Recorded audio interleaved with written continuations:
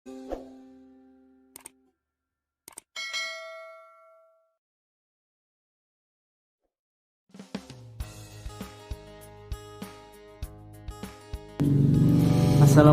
warahmatullahi wabarakatuh. Perkenalkan, nama saya Thomas Gusti Agung.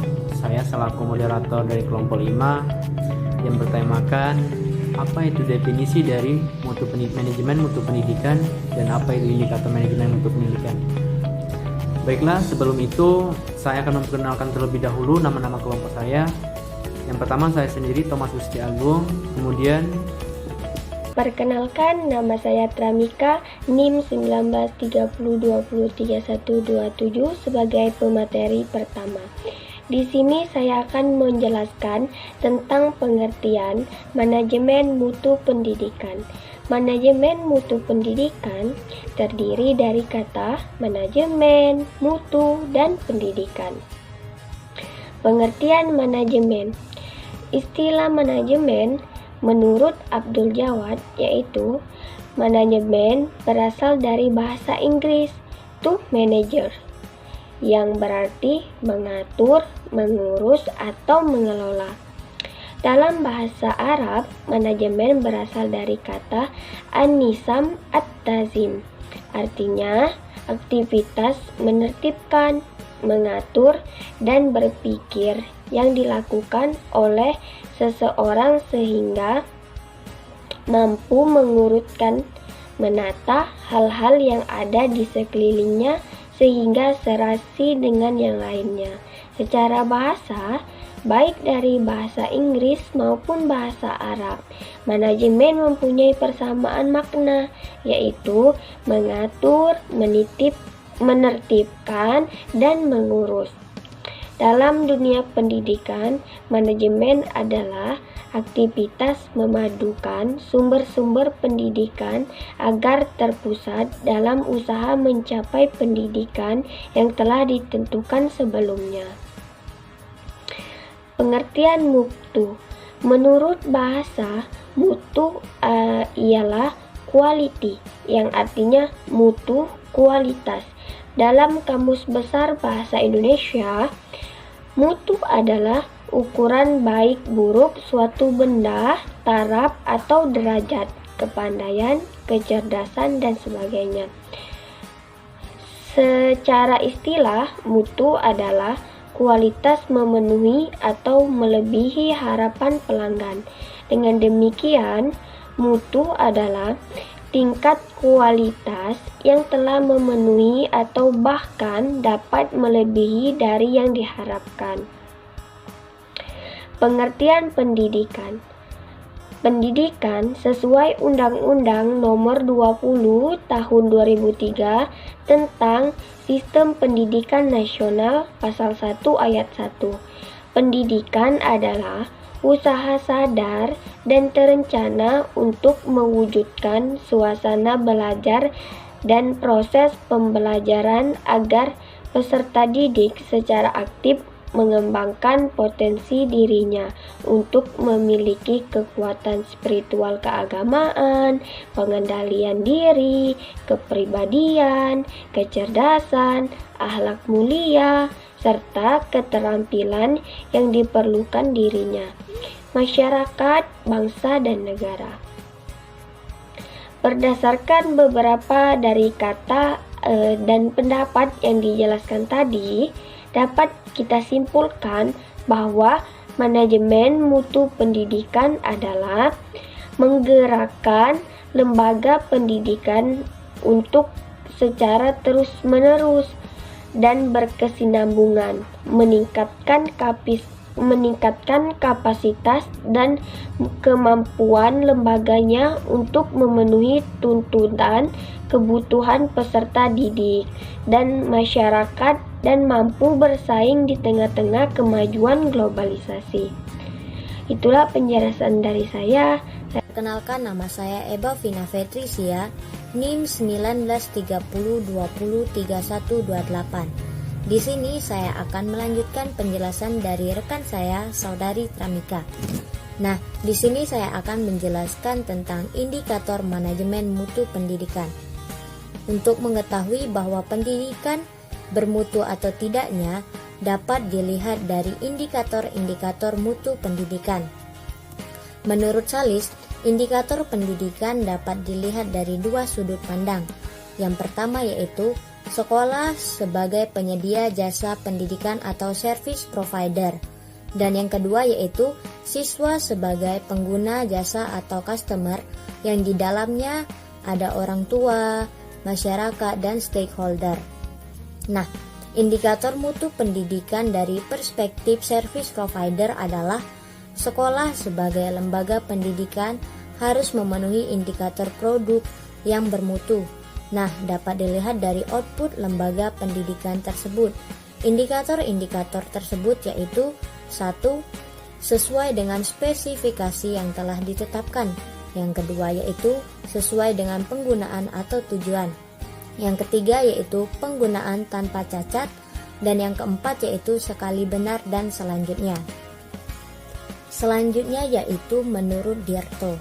Menurutnya, komponen-komponen yang dapat dijadikan tolak ukur mutu pendidikan yaitu 1. Raw input. Nah, di dalam raw input ini, peserta yang berada di dalam suatu sistem pendidikan sekolah. Yang kedua yaitu instrumental input. Instrumental input ini terdiri dari beberapa input-input. Yang pertama yaitu tujuan pendidikan, yang kedua yaitu kurikulum, fasilitas dan media pendidikan, yang ketiga yaitu sistem administrasi pendidikan, yang keempat yaitu sistem penyampaian, yang kelima yaitu tenaga pengajar, yang keenam yaitu sistem evaluasi, dan yang terakhir yaitu bimbingan dan penyuluhan. Selanjutnya yang ketiga yaitu lingkungan. Nah, lingkungan ini terdiri dari lingkungan yang dapat mempengaruhi proses pendidikan. Yang keempat yaitu hasil langsung pendidikan. Biasanya terdiri dari tingkah laku peserta didik setelah mengalami proses pendidikan. Yang kelima yaitu hasil akhir proses pendidikan. Hasil akhir ini merupakan tingkah laku peserta didik setelah terjun ke masyarakat. Mungkin itu saja yang dapat saya sampaikan. Selanjutnya, penjelasan ini akan dilanjutkan oleh rekan saya, Saudari Neni Terianti. Kenalkan, nama saya Neni Terianti dengan NIM 1930203136 akan melanjutkan materi dari rekan saya sebelumnya, yaitu tentang indikator manajemen mutu pendidikan. Adapun indikator manajemen mutu pendidikan dapat dibagi menjadi 6 kelompok, yaitu profesionalisme guru, yang kedua kurikulum dan proses pembelajaran, yang ketiga sarana dan prasarana sumber belajar, yang keempat penilaian belajar dan pembelajarannya, yang kelima daya tarik dan keberhasilan belajar, yang terakhir pengembangan budaya kelembagaan dan pendaya gunaan lingkungan. Baiklah, pertama-tama kita akan membahas tentang profesionalisme guru, yang mencangkup guru harus menguasai materi pelajaran dan ilmu pengetahuan teknologi. Yang kedua, guru memiliki sikap dan perilaku yang dapat diteladani. Yang ketiga, guru memiliki kecintaan dan berkomitmen terhadap profesinya. Yang keempat, guru menjadi motivator agar peserta didik aktif belajar. Yang kelima, guru berlaku jujur, adil, dan menyenangkan. Yang keenam, guru menguasai berbagai strategi pembelajaran dan teknik penilaian. Yang ketujuh, guru bersikap terbuka dalam menerima pembaharuan dan wawasan. Yang kedelapan, guru memperhatikan perbedaan karakteristik setiap peserta didik.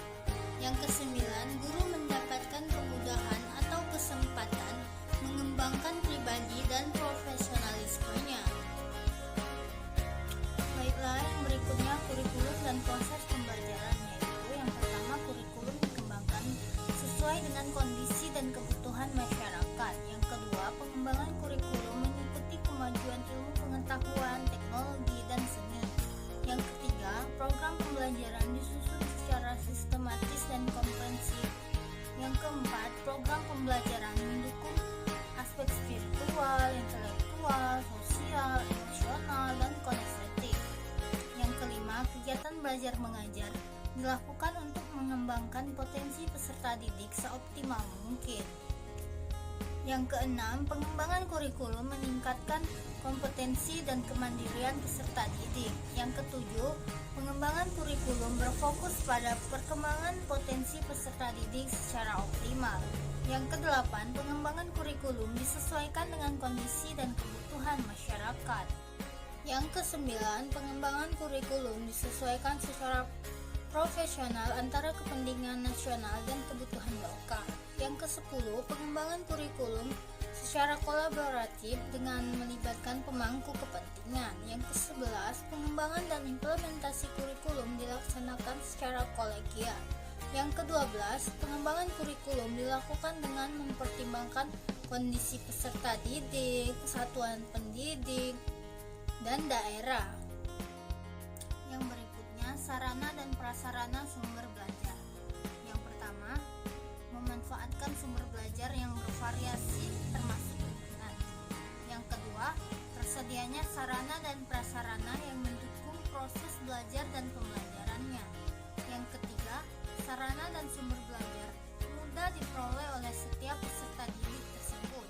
Yang keempat, tersedianya buku pelajaran yang bermutu dan layak sesuai dengan jumlah peserta didik. Yang kelima, tersedianya perpustakaan, koleksi pustaka, dan pelayanan yang memadai. Yang ketujuh, memanfaatkan teknologi informasi dan komunikasi dalam proses pembelajaran, pengaturan sarana yang menjamin keamanan, kebugaran, kesehatan, dan kenyamanan dalam proses belajar mengajar. Yang kedelapan, tersedianya laboratorium serta fasilitas olahraga dan ruang kreatif yang diperlukan. Baiklah, berikutnya penilaian belajar dan pembelajaran, yaitu yang pertama, penilaian dilaksanakan secara terencana dan berkelanjutan. Yang kedua, penilaian dilakukan secara terbuka. Yang ketiga, penilaian dilakukan secara otentik. Yang keempat, penilaian hasil belajar dan pembelajaran digunakan untuk pembinaan lebih lanjut. Yang kelima, penilaian terhadap peserta didik dilakukan mencangkup keseluruhan aspek pengembangan potensi. Yang keenam, proses pembelajaran diawali secara internal dan eksternal. Baiklah, yang berikutnya adalah daya tarik dan keberhasilan belajar, yaitu yang pertama, peserta didik yang mengalami hambatan belajar atau kecerdasan khusus dapat memperoleh bimbingan khusus. Yang kedua, peserta didik berniat untuk tetap sekolah dan tidak ada DO. Yang ketiga, terbukanya kesempatan pencepatan belajar bagi peserta didik yang mampu. Yang keempat, terbukanya kesempatan bagi peserta didik yang mengalami kesulitan untuk memperoleh pembinaan. Yang kelima, mutu lulusan peserta di atas standar nasional. Yang keenam, kompetensi lulusan yang sesuai dengan kebutuhan kecakapan. Yang ketujuh, berkembangnya kemampuan siswa dalam mengikuti perubahan lingkungan. Selanjutnya adalah pengembangan budaya kelembagaan dan pendaya gunaan lingkungan, yaitu yang pertama, adanya komitmen bersama untuk mencapai proses dan hasil yang terbaik. Yang kedua, suasana satuan pendidikan yang menyenangkan. Yang ketiga, mempunyai visi misi dan tujuan sekolah yang berprinsip sederhana, terukur, dapat ditetapkan, beralasan, dan dengan batasan waktu. Yang keempat, sekolah atau madrasah memperoleh dukungan dari masyarakat, orang tua, dan pihak yang berwenang. Yang kelima, tersedianya tenaga pendidik dan tenaga kependidikan yang sesuai. Yang keenam, keterbukaan komunikasi dalam pengambil keputusan. Yang ketujuh, terjaminnya kesejahteraan pendidik dan tenaga kependidikan. Kedelapan, proses dan hasil pendidikan dapat dipertanggungjawabkan. Yang kesembilan, para penyelenggara pendidik melakukan refleksi untuk perbaikan diri. Yang ke-10, rencana kerja disusun bersama antara sekolah atau madrasah tersebut, komite sekolah atau madrasah, yang terkait. 11. Terjalin hubungan yang serasi dengan para pemangku kepentingan. Yang ke-13, satuan pendidikan mengelola sumber daya secara transparan dan akuntabel. Yang ke-14, didaya gunakan narasumber dalam pembelajaran, dikembangkan jaringan kemitraan antara satuan pendidik lokal, regional, dan internasional. Yang ke-15, terjalinnya kerjasama secara kelembagaan dengan pihak lain. Yang ke-16, terbangunnya partisipasi masyarakat dalam mendukung penyelenggaraan pendidikan. Baiklah, itu tadilah hasil presentasi dari kelompok kami.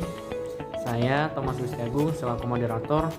Mohon maaf apabila ada kata-kata yang salah, dan kepada Allah kita semua mohon ampun. Dan saya akhiri, wassalamualaikum warahmatullahi wabarakatuh.